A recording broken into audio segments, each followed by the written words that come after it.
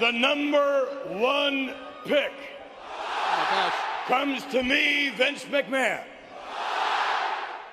The WWE Draft will soon start, beginning with the 9th October Smackdown and continuing at the 12th October Raw, and we recently looked at trades that need to happen. However, as history has shown, the WWE Draft doesn't always result in good picks. Whether it's meaningless trades, trades that hurt performers' careers, or trades involving wrestlers who aren't pushed, there are a number of different factors that can make a trade a bad one.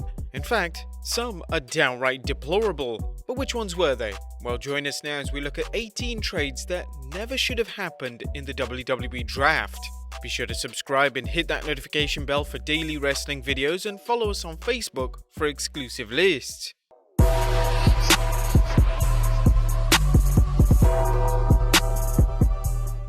Number 1. The New World Order in 2002. The first WWE Draft began in 2002 as Raw and SmackDown were broken up into what were supposed to be two separate brands, with Mr. McMahon controlling SmackDown and Ric Flair controlling Raw. Ric Flair's second pick was the NWO, which consisted of Kevin Nash, Scott Hall and X-Pac. By this time, Hollywood Hogan had long since left the group, turning babyface. But what looked like to be a good pick, including the fact that Flair got 3 wrestlers with one selection, turned into a disaster as Scott Hall was fired from the WWE, Kevin Nash blew out a quad, and the NWO was dissolved after Vince McMahon grew disgusted with the way the storyline had gone. Number 2. Bubba Ray Dudley and Devon Dudley in 2002. Sometimes splitting a tag team up can lead to single success for one or both stars, but here the WWE's dissolution of the Dudley Boyz led to 2 lackluster pushes for Bubba Ray and Devon, with Devon getting saddled with the awful Reverend Devon character on SmackDown and Bubba Ray doing nothing. As bad as these 2 drafts were, they're best known for Devon's sidekick Deacon Batista, a gimmick that nearly derailed Dave Batista's main roster career. Number 3. Rene Dupree in 2004. 2004 saw the first random draft lottery, which saw Raw General Manager Eric Bischoff and SmackDown General Manager Paul Heyman each randomly select 6 names from the other brand to join their respective brand. Heyman chose first and announced that the Raw faction was being broken up. Fans immediately thought of Evolution, and Heyman sold the pick as the best thing ever. However, the pick turned out to be Rene Dupree, one of 3 members of the heel faction La Resistance, a relatively meaningless move. The 2004 draft was a boring affair with no significant changes, and Dupree's pick was a harbinger of just how lame the draft really was. Number 4. Triple H in 2004. The 2004 draft was largely about the illusion of change, with Triple H being drafted from Raw to SmackDown, a move with huge ramifications. Or so it seemed. However, the WWE quickly changed things up by having Raw's general manager Eric Bischoff trade Booker T, the Dudleys, Rico and Jackie Gator to get Triple H back, with SmackDown throwing in A-Train and Chuck Palumbo. This trade did nothing but boost Triple H's ego, another reminder of how meaningless the 2004's draft lottery was and how overpushed Helmsley was at the time. Number 5. Paul Heyman. Another nonsensical trade was that of SmackDown General Manager Paul Heyman to Raw. The storyline of Heyman promptly quitting the WWE rather than working for Eric Bischoff was used to explain his departure from the WWE, but it was just another pointless pick. Number 6. The Great Khali in 2007. In 2007, the Great Khali was traded from Raw to SmackDown. Good news for fans of the red brand, but bad news for fans of the blue brand, as they had to now endure Khali's legendarily lethargic matches, as well as the unthinkable, the Punjabi Nightmare winning the World Heavyweight Championship in a Battle Royal. Well, there is your new world champion. About the only benefit of Khali's draft was the introduction of the Punjabi prison match playset, as opposed to the boring bout itself, a popular item among WWE toy collectors. Number 7. Bobby Lashley in 2007. 2007 seemed to be Bobby Lashley's year as the up-and-coming superstar worked the Battle of the Billionaires match, the biggest match at WrestleMania 23, and what seemed to be a star-making performance. Oh my God! Nevertheless, Lashley's jump from ECW to Raw saw him injured at the Great American Bash, and the WWE released the former ECW champion following a 6-month hiatus recovering from shoulder surgery. Now, although Lashley would return to the WWE, his career hasn't been the same since his draft. Number 8. Snitsky in 2007. Despite his star-making performance as a baby punter in 2004, Gene Snitsky became something of a one-trick pony after his initial feud with Kane. Despite this, Vince McMahon was determined to give the big man several chances, including his 2007 draft from ECW to Raw.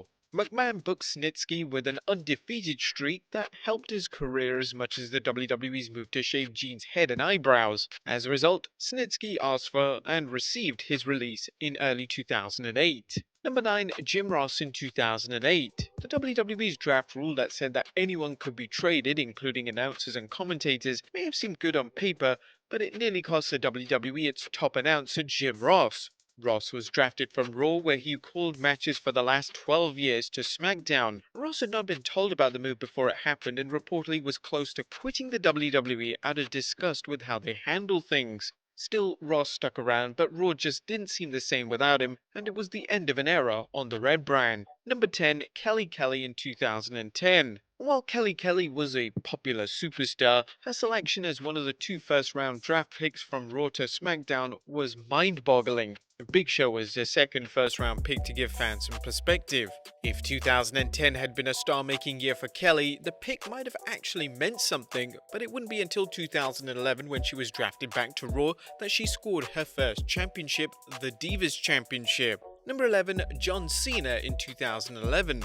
Now, you would think John Cena is a massive pick as he was traded from Raw to SmackDown, a massive gain for the blue brand. However, just like Triple H's 2004 draft from Raw to SmackDown, this one didn't last long as Cena was traded back to Raw with the Red brand's final draft pick. Yet another reminder of WWE's failure to learn from the past, as well as a fundamental lack of understanding about the basic mechanics of good storytelling. Number 12. Apollo Crews in 2017. The WWE Draft returned in 2016 when the promotion decided to jumpstart businesses with another brand split. Now, in 2017, the WWE did the only thing they felt they could do with Apollo Crews to get fans interested in him, moving him from one brand to another. They drafted Crews from SmackDown to Raw in 2017, where he did a whole lot of nothing before 2019's superstar shakeup led to him moving back to the blue brand.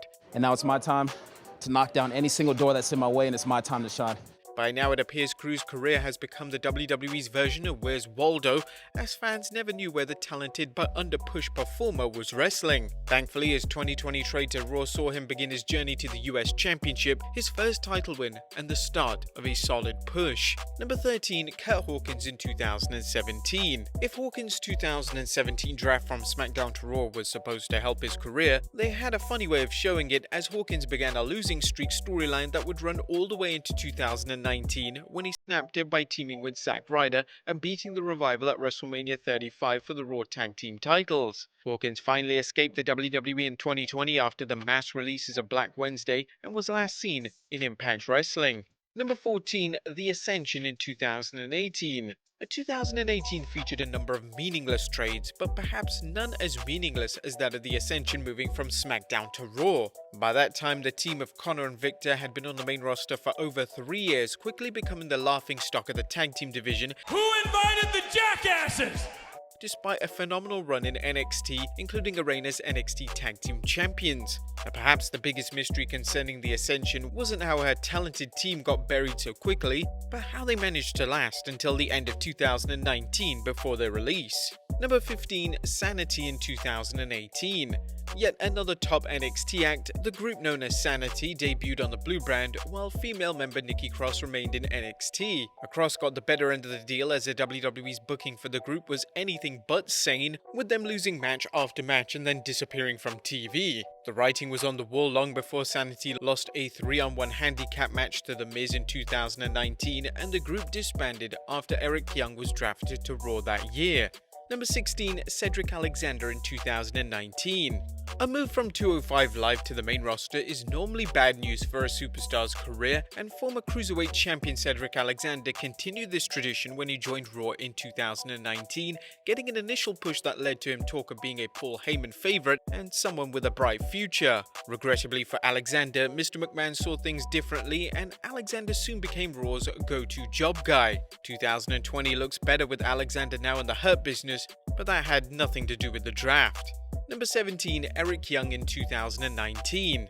After Sanity's disastrous jump to the main roster, things didn't seem as if they could get any worse for Eric Young, a TNA stalwart whose draft to Raw proved that his only role in the WWE was putting over other talent. Thankfully for Young, they released him on Black Wednesday and he jumped to Impact, quickly becoming World Champion. And number 18, EC3 in 2019.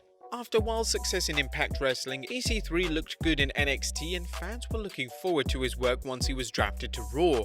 However, brutally bad booking by the WWE led to fans turning on EC3 after Vince McMahon put him into a match with Dean Ambrose, who was working as a heel, but was nonetheless cheered. His push ended that night, but somehow he managed to outlast the Braden Walker experiment, staying in the WWE until Black Wednesday.